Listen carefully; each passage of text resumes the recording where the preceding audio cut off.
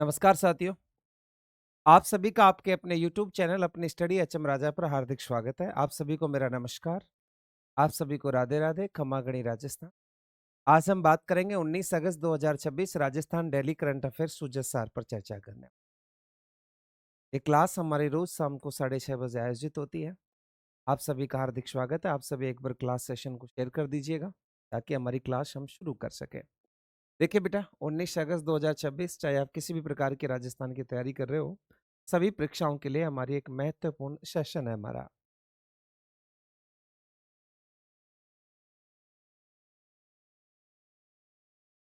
चलिए, आज बात करते हैं राजस्थान करंट अफेयर सूजय सार 19 अगस्त 2026। सबसे पहली बात आती है बीकानेर बॉर्डर पर anti drone system. Bikaner border पर एंटी ड्रोन सिस्टम की तैनाती, यानी हमारे राजस्थान के बीकानेर जिले के अंदर, ये जो बीकानेर जिला है ये बॉर्डर पर आता है, ये अंतर्राष्ट्रीय सीमा पर है। वैसे अंतर्राष्ट्रीय सीमा पर राजस्थान के 5 जिले आते हैं, बीकानेर, गंगानगर, फलोदी, जैसलमेर और बाड़मेर। तो बीकानेर बॉर्डर पर एंटी ड्रोन सिस्टम की तैनाती होगी सर, एंटी ड्रोन सिस्टम। तो हाल ही में एंटी ड्रोन सिस्टम की तैनाती कहां पर की गई है, यानी बीकानेर पर इसकी तैनाती।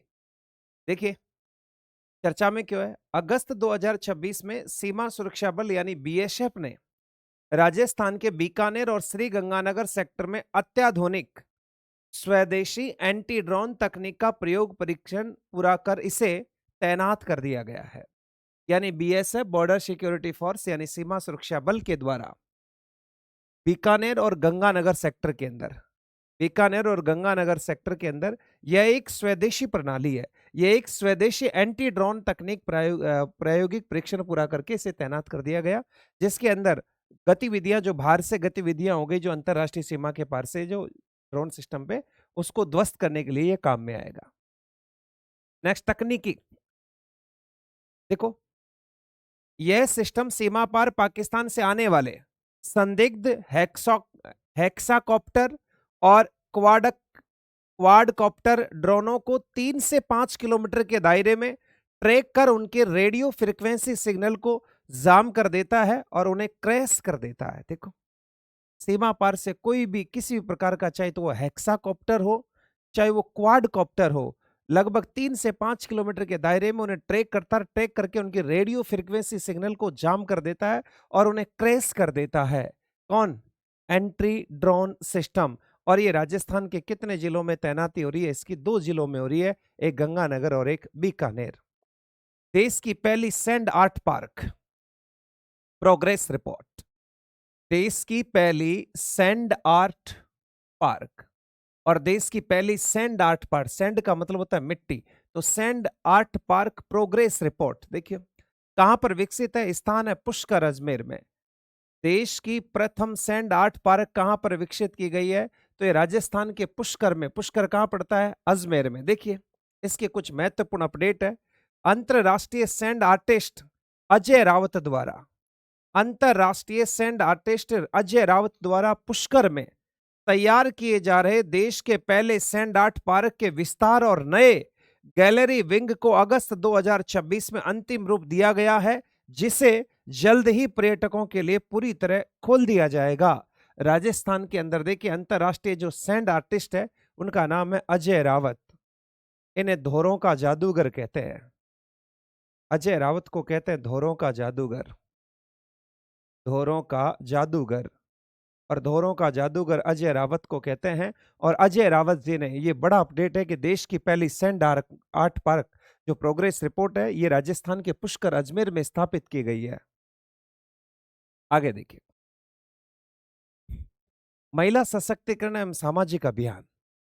महिला सशक्तिकरण के लिए और महिला सशक्तिकरण के लिए कौन कौन से सामाजिक अभियान संचालित किए गए उनके बारे में हम लोग पढ़ते हैं। देखिए, सबसे पहले चलता है महिला सुरक्षा संकल्प अभियान। महिला सुरक्षा संकल्प अभियान। और महिला सुरक्षा संकल्प अभियान की बात करें तो मुख्यमंत्री ने इस अभियान की पत्रिका का विमोचन किया है। मुख्यमंत्री जी ने हाल ही में इस अभियान की एक पत्रिका का क्या कर दिया है? विमोचन कर दिया गया। आगे देखो, साइकिल और स्कूटी वितरण। साइकिल और स्कूटी वितरण के बारे में बात करें तो बालिका शिक्षा को बढ़ावा देने के लिए 14 लाख साइकिलों का वितरण किया गया और 11,000 से अधिक मेधावी छात्राओं को स्कूटी प्रदान की गई है। देखो, महिला सशक्तिकरण में दूसरा सबसे बड़ा जो कार्य था राज्य सरकार का, वो ये था कि लगभग 14 लाख साइकिलों का वितरण किया गया बालिकाओं को। कितने लाख? 14 लाख साइकिलों का वितरण किया गया। 11,000 से अधिक मेधावी छात्राओं को स्कूटी प्रदान की गई। इसके बाद में लखपति दीदी योजना। लखपति दीदी योजना, देखो 19 लाख से अधिक महिलाओं को लखपति दीदी की श्रेणी में लाकर आर्थिक रूप से सशक्त बनाने का लक्ष्य है। कितनी महिलाओं को बनाया जाएगा लखपति दीदी? 19 लाख। ये महिला सशक्तिकरण के लिए सामाजिक क्षेत्र में चलाए गए प्रमुख क्या है? अभियान। छात्रावासों और खेल अकादमियों में मैस भत्ता वृद्धि। देखो, छात्रावास और खेल अकादमियों में मैस भत्ता वृद्धि कर दी। छात्रावासों में जो छात्र रहते हैं और खेल अकादमियों में जो खिलाड़ी रहते हैं, उनके मैस भत्ता में वृद्धि कर दी। देखो कितनी वृद्धि कर दी गई है। छात्रावास एवं आवासीय विद्यालय, छात्रावास या आवासीय विद्यालयों के अंदर कितनी की गई? सबसे पहले विद्यार्थियों का मेस भत्ता 2,500 से बढ़ाकर 3250 रुपए प्रति माह कर दिया गया। ये ध्यान रखना कि छात्रावासों में ये मेस भत्ता 2500 से बढ़ाकर कितना कर दिया गया है? 3250 रुपए कर दिया गया। पहले 2500 थे, अब 3250 मिलेंगे। खेल अकादमियों में कितना किया गया? खिलाड़ियों का मेस भत्ता पहले 2600 था, पहले 2600 था, 2600 से बढ़ाकर 4,000 रुपए प्रति माह कर दिया गया। जो खेल अकादमियों में जो खिलाड़ी रहते थे, उनको पहले 2600 रुपए मासिक भत्ता मिलता था मेस के लिए, खाने के लिए। अब भाई साहब उसको बढ़ाकर कितना कर दिया? 40 का, यानी 4,000 प्रति माह कर दिया गया। महाबाड़ी केंद्र, महाबाड़ी केंद्र राज्य में 250 नए महाबाड़ी केंद्र खोलने के लिए आदेश जारी हो चुके हैं। साथ ही यहाँ कार्यरत कार्मिकों के मानदेय में लगातार 10% की वृद्धि की गई है। जो राजस्थान में महाबाड़ी केंद्र है, वो महाबाड़ी केंद्र कितने खोले जाएंगे? 250 खोले जाएंगे। उनमें काम करने वाले लोगों के लिए कार्मिकों का मानदेय कितना परसेंट वृद्धि कर दी गई है? 10% की क्या कर दी गई है? वृद्धि कर दी गई है। तो ध्यान रखना, 2500 से बढ़ाकर 3250 कर दिया गया, 2600 से बढ़ाकर 4,000 कर दिया गया। आईकेएफ एशिया कॉर्फबॉल 2026 में राजस्थान का प्रतिनिधित्व। आईकेएफ एशिया कॉर्फबॉल 2026 में राजस्थान का प्रतिनिधित्व। आईकेएफ एशिया कॉर्फबॉल का आयोजन बैंकॉक थाईलैंड में किया जा रहा है। आईकेएफ एशिया कॉर्फबॉल 2026 का आयोजन बैंकॉक थाईलैंड में किया जा रहा है। आयोजित होने वाली आईकेएफ एशिया कॉर्फबॉल चैंपियनशिप 2026। चयनित खिलाड़ी, कौन कौन से खिलाड़ी राजस्थान से चयनित हुए? देखो, भारतीय टीम में राजस्थान के 2 प्रतिभावन खिलाड़ियों का चयन हुआ। यानी अपने राजस्थान से कितने खिलाड़ी गए हैं? तो राजस्थान से 2 खिलाड़ियों का चयन हुआ। एक तो है कोमल शेखावत, एक तो आईकेएफ कॉर्फबॉल इस चैंपियनशिप में एक तो कोमल शेखावत और एक क्षितिज शर्मा। कोमल शेखावत और क्षितिज शर्मा का चयन किया गया है, जो इस अंतरराष्ट्रीय प्रतियोगिता में भारत का प्रतिनिधित्व करेंगे। तो आईकेएफ एशिया कॉर्फबॉल 2026 चैंपियनशिप के अंदर राजस्थान के 2 खिलाड़ियों का चयन हुआ है भारतीय टीम के अंदर। एक है कोमल शेखावत और एक है क्षितिज शर्मा। आगे देखिए, नए श्रम नियम, कार्य अवधि और विश्राम अंतराल। हमारे राजस्थान के अंदर नए श्रम नियम शुरू कर दिए गए। जो मजदूरों के लिए नए नियम है वो शुरू कर दिए गए। देखो क्या क्या शुरू किए गए। यहाँ से प्रश्न 100% आएगा। उनकी क्या कार्य अवधि रहने वाली है और उनका विश्राम अंतराल कितना रहने वाला है, ये आपको ध्यान रखें। देखिए, दैनिक कार्य सीमा निर्धारित कर दी गई है। नए नियमों के अनुसार 6 दिवसीय कार्य सप्ताह में विश्राम अंतराल सहित अधिकतम कार्य अवधि 10.5 घंटे प्रतिदिन से अधिक नहीं होगी। यानी आप 10.5 घंटे से अधिक एक व्यक्ति से प्रतिदिन काम नहीं करवा सकता। ये तो अधिकतम काम बताया कि सप्ताह में 10.5 घंटे प्रतिदिन से अधिक नहीं होगी। साप्ताहिक सीमा क्या होगी? देखो, एक सप्ताह में कार्य का अधिकतम समय 48 घंटे निर्धारित किया गया। एक सप्ताह में आप कार्य की जो अधिकतम समय सीमा है वो 48 घंटे किया गया। कितने घंटे कर दिया गया? 48 घंटे। अनिवार्य ब्रेक, देखो इस ब्रेक पर भी देखिए, श्रमिकों के स्वास्थ्य का ध्यान में रखते हुए लगातार 5 घंटे काम करने के बाद 30 मिनट का ब्रेक लेना अनिवार्य कर दिया गया। देखो, मजदूरों के लिए तो बहुत अच्छी काम वो कर दी गई है कि भैया आपने 5 घंटे लगातार काम किया है ना, अगर आपने 5 घंटे लगातार काम किया है तो फिर आपको आधे घंटे का क्या मिल जाएगा, ब्रेक मिल जाएगा। 5 घंटे काम करने के बाद आधा घंटे का ब्रेक मिल जाएगा आपको। तो ये हमारे इसके लिए नए नियम थे। पूरे सप्ताह में आपको लगभग 48 घंटे से अधिकतम आप काम नहीं कर सकते। प्रति एक दिन में अधिक से अधिकतम आप 10 घंटे से अधिक काम नहीं कर सकते, और 5 घंटे काम करने के बाद आपको आधा घंटे का रेस्ट भी मिलेगा इसमें। ये लीजिए, पोखरण में पिनाका। पिनाका का उन्नत परीक्षण। पोखरण में पिनाका रॉकेट लॉन्च सिस्टम का उन्नत परीक्षण कर लिया गया। पिनाका क्या है? तो पिनाका एक रॉकेट लॉन्चर है। पिनाका देखो, आयोजन समय था अगस्त 2026 के द्वितीय सप्ताह। अगस्त 2026 के द्वितीय सप्ताह में आयोजन रक्षा अनुसंधान एवं विकास संगठन डीआरडीओ और भारतीय सेना दोनों के द्वारा इसका क्या किया गया है, आयोजन किया गया। स्थान कहां पे किया गया? तो Pokhran field firing range Jaisalmer में। वेरी वेरी इंपॉर्टेंट, ध्यान रखना। Pokhran field firing range Jaisalmer के अंदर मुख्य बिंदु क्या है? तो ये ध्यान रखना, स्वदेशी गाइडेड पिनाका रॉकेट प्रणाली के उन्नत संस्करण का सफल परीक्षण किया गया है। इसकी मारक क्षमता को इसकी मारक क्षमता को बढ़ाकर 75 से 90 किलोमीटर तक सटीक निशाना लगाने के लिए अपग्रेड किया गया है, जो राजस्थान की पश्चिमी सीमा पर सेना की गोलाबारी क्षमता को अत्याधुनिक मजबूत बनाता है। तो यानी ये जो पिनाका है, ये पिनाका अपने राजस्थान में तैनात होगी। पहले 75 से 90 किलोमीटर तक 75 से 90 किलोमीटर तक सटीक निशाना लगाने के लिए, और इसको अपग्रेड कर दिया गया है पिनाका को। तो हाल ही में पिनाका का जो परीक्षण हुआ है, वो पिनाका का परीक्षण Pokhran field firing range Jaisalmer के अंदर हुआ था। यह डीआरडीओ और भारतीय सेना का संयुक्त आयोजक उपक्रम था। तो ये इस प्रकार से बात कर रहे थे। अब आपसे बात करें सुजस पे। ये सुजस आज डाउनलोड नहीं हुई है, इसलिए मैंने इसको वहां से लिया है। देखो, सुजस आपकी 18 अगस्त की। मुख्यमंत्री ने युवा सीएलजी सदस्य सुरक्षा सखियों से संवाद के दौरान कहा, सरकार के प्रयास हम जन भागीदारी के सुरक्षित अपराध मुक्त रहा राजस्थान।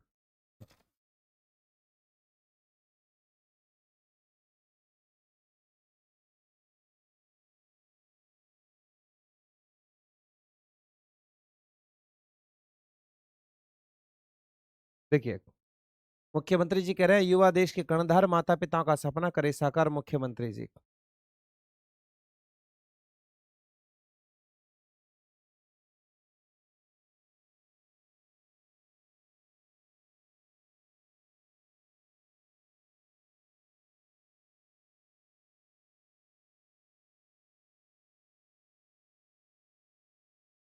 निर्माण कार्यों की गुणवत्ता की हो नियमित जांच, लापरवाही कार्मिक ठेकेदार पर सख्त कार्रवाई करे, मुख्यमंत्री जी ने कहा।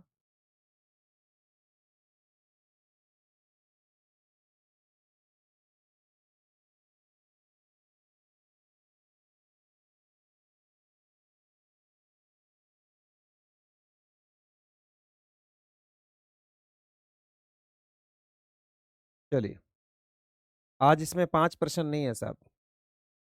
आज पंचगौरव में करौली है। आज पंचगौरव में करौली है। करौली कैला देवी की आस्था, तिल की समृद्धि और सैंडस्टोन की शिल्पकार, स्थानीय पहचान और वैश्विक। करौली जिला एक ऐतिहासिक रूप से करौली रियासत, जयपुर रियासत के गंगापुर इंडोर निजामतों का हिस्सा रहा है। यह धार्मिक और सांस्कृतिक दृष्टि से अत्यंत समृद्ध क्षेत्र है। कैला देवी मंदिर कालीसिंध नदी के तट पर स्थित है, जो जिले का प्रमुख तीर्थ स्थल है। यहाँ मंदिर देवी महालक्ष्मी और चामुंडा के संगम रूप से पूजित है। चैत्र माह में यहाँ प्रसिद्ध लक्की मेला आयोजित होता है, जिसके लाखों श्रद्धालु भाग लेते हैं।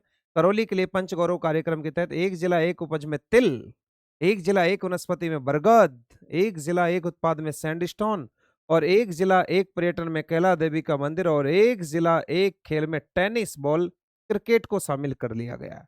तो ये ध्यान रखना, ये प्रसिद्ध कैला देवी का मंदिर है, पर्यटन स्थल है यहाँ। ये टेनिस और टेनिस बॉल क्रिकेट है यहाँ, यानी क्रिकेट का है यहाँ पर, जो भी टेनिस की बॉल से खेला जाएगा। उपज है यहाँ का वो तिल है, तिल दिखाई दे रहा है आपको। वनस्पति यहाँ की क्या है? बरगद है। और यहाँ का उत्पाद क्या है? सैंड स्टोन है। आज इसमें वो 5 प्रश्न आने थे, वो 5 प्रश्न इसके अंदर नहीं आए। तो जिसमें 5 प्रश्न आज नहीं आए।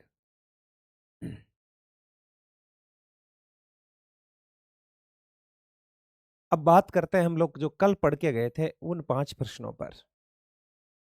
ये आप सभी को उत्तर देना है इनके।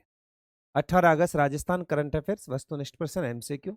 प्रश्न संख्या पहला आपकी स्क्रीन पर मैंने लगा दिया है, आप सभी को उत्तर देना है इसका।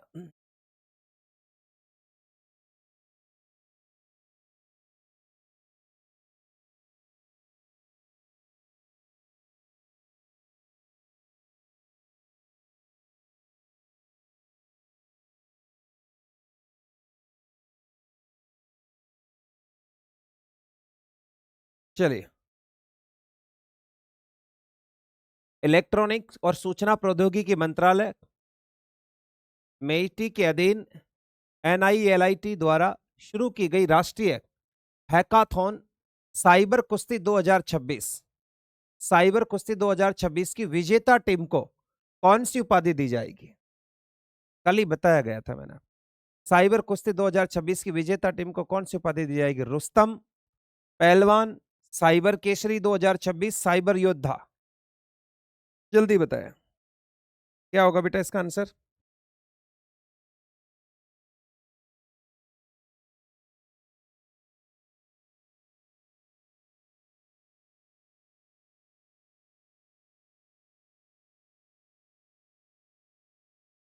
शाबाश, साइबर केसरी 2026 होगा।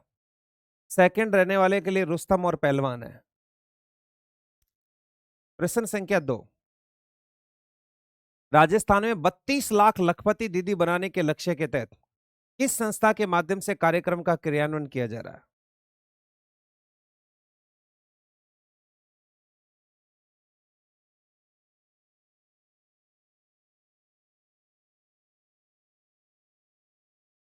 32 लाख लखपति दीदी बनाई जाएंगी, लक्ष्य कौन है? तो इसका लक्ष्य है महिला सम्मान निधि, रूडा, आरसीएलएफ, राजीविका। तो इसका राइट आंसर होगा राजीविका। प्रश्न संख्या 3,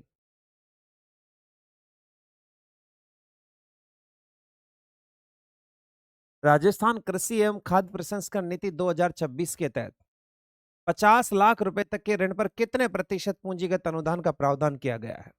50 लाख रुपए तक के ऋण पर कितने प्रतिशत का पूंजी अनुदान प्रावधान किया गया है? 40%, 50%, 60%, 75%? जल्दी से आंसर दीजिएगा।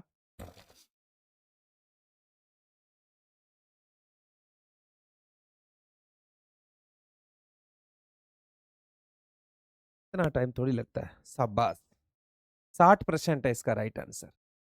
कितना परसेंट है? 60% है। प्रश्न संख्या 4, आयुष्मान भारत डिजिटल मिशन के तहत राजस्थान के किस जिले से बिना कतार के मोबाइल से ऑनलाइन ओपीडी पर्ची बनाने की डिजिटल टोकन व्यवस्था शुरू की गई है? स्टार लगा लेना मेरी ओर से इस प्रश्न के आप।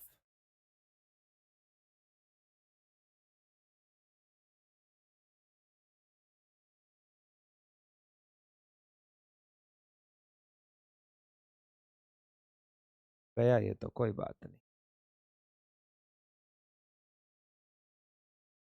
टेक्निकल चीजें हैं।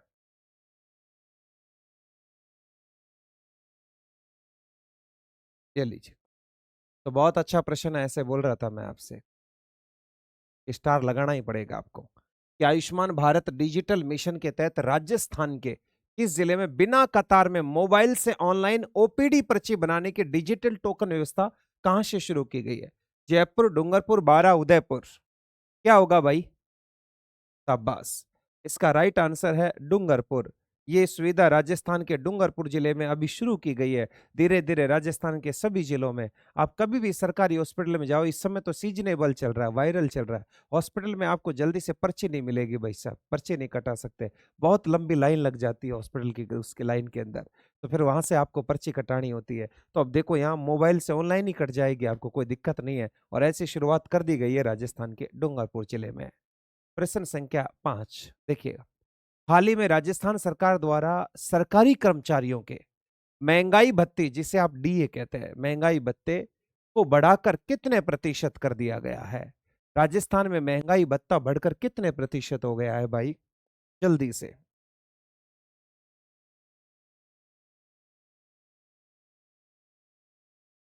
कितने प्रतिशत हो गया है महंगाई भत्ता बढ़कर?